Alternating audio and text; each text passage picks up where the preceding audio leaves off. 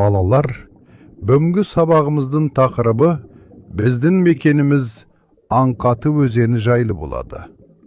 Ағынды сулардан, бұлақтардан құралған бұл өзен Шалқар көліне құяды. Егер біздің өзенді бөгейтін болса, Шалқар көліне үлкен табиғи апат болады. Рас па? Не деген керемет! Біздің кішкентай өзен үлкен көлді сақтап тұр.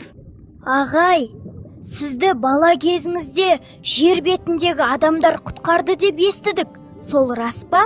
Әрине рас. Ағай, айтып беріңізші. Жарайды, бері жақынданды.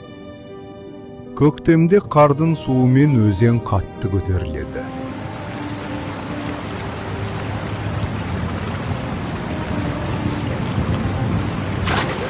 Сол көтерілген суымен жер бетінде шағын көлдер пайда болды. Сол көлде мыңдаған балық қалып қойдық.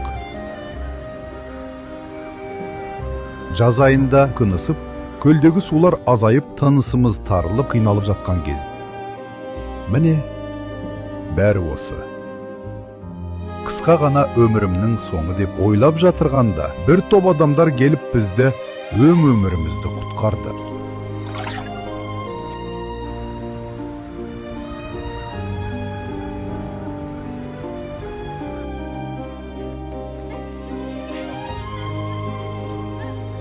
Адамдар?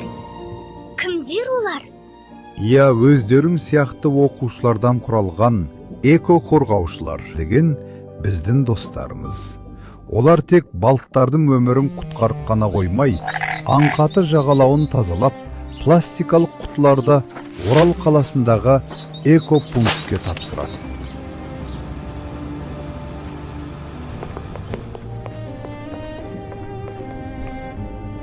Қандай керемет! Эко-қорғаушылар тобы 2025 жылдың жаз айында өзен жағасында бітеліп қалған бұлақтың көзін ашып, ауыл тұрғындарының ыстық ықыласына бөленді. Тамаша! Қорықпаңдар, бұл біздің достарымыз эко-қорғаушылар ғой.